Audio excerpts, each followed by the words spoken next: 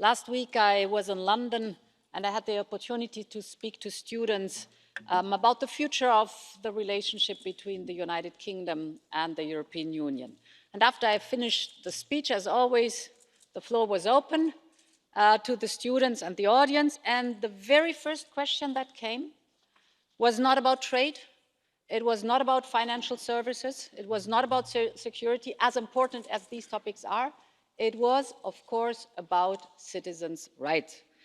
And the same question came back time and again with different personal twists.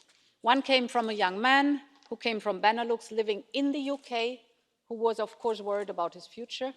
Another came from a British lady who has an Italian husband, who was worried about his status, what's going to happen with him.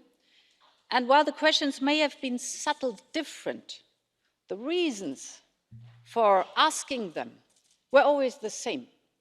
People want certainty about their lives and their future, and certainty about the future of their loved ones. And I'm speaking here about 3.5 million citizens in the UK who came from European Union member states, and round about 1 million British people living elsewhere in the European Union. Now, these are large numbers, but behind each of these numbers are people with their very own personal stories. Some are citizens from another European Union country, but they are born in the United Kingdom. Others have arrived later. Many have married, have children, have gone to university, have started their careers, and they work in the UK and respectively in the European Union. So they teach children, they treat patients, they care for the elderly, they work in farms or factories, they have started their own business and provide a living to many more. So whatever their own personal story is, they all have one thing in common, and that is they want to have peace of mind. They want to have a plan for their futures and the future of their families, and all they want to have is to feel at home in the place they call home.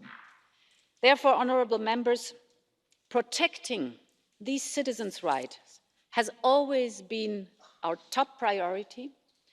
From the moment the referendum result came clear, thanks to the excellent work of Michel Barnier and his negotiation team, the withdrawal agreement provides comprehensive guarantees for these citizens. It gives them the protection and the certainty they need. It allows them to stay where they live today under the same conditions for as long as they want and without any discrimination based on their nationality.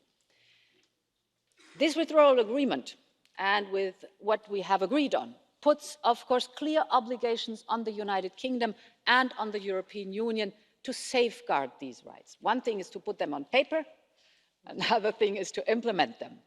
So once the House has ratified the withdrawal agreement, our top priority will be to implement our shared obligations, both in letter and in spirit. And for me, this is a legal issue with a moral imperative.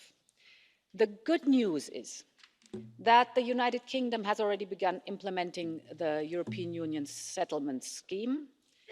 To date, about 2.5 million European citizens living in the United Kingdom have already applied for resident status.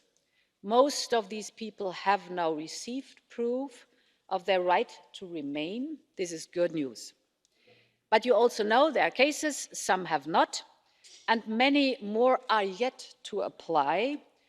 And there are a number of concerns that have always been raised. There are the famous cases of the French bakers and the Polish chefs that shine a light on some of the issues. But seriously, there are many other cases where people are confused or unable to apply for whatever reasons.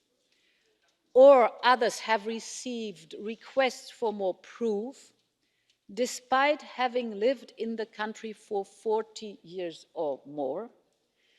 So we are close in contact with the citizens and the UK authorities on these issues. We need to avoid any discrimination or added complexity during the application process. We need to ensure that all citizens especially the most vulnerable, are fully supported throughout the process. And we need the guarantee that the independent monitoring authority can act in full independence to deal with complaints. This is of utmost importance. From our side, the Commission will keep a close and vigilant eye on the implementation. We're ready to help European Union citizens living in the United Kingdom to ensure they are properly informed and supported. And of course, we will do the same when it comes to British citizens living in the European Union. All these questions I've been speaking about, I've raised with the Prime Minister Johnson last week when I visited London. We will closely cooperate with the United Kingdom to make sure that we can get this right and that we can solve any problems as swiftly as possible. Finally, honourable members, the good news is that there will be continuity for the European Union citizens living in the United Kingdom and vice versa for the British citizens living in the European Union at the end of the transition period. But after the end of the transition period, the United Kingdom will be a third country. And Brexit will mean changes to those who will want to make their future life on either side of the Channel. We will have to negotiate a new way forward, and we're getting ready to formulate the mandate for those negotiations ahead of the 1st of February.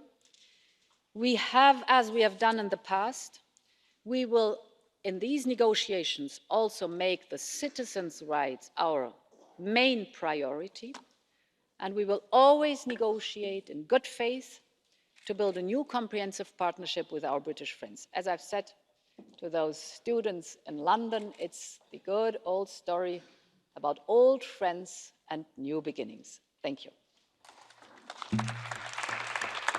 Grazie alla Presidente von der Leyen. Adesso ascoltiamo il parere dei gruppi politici. Per il Partito Popolare, onorevole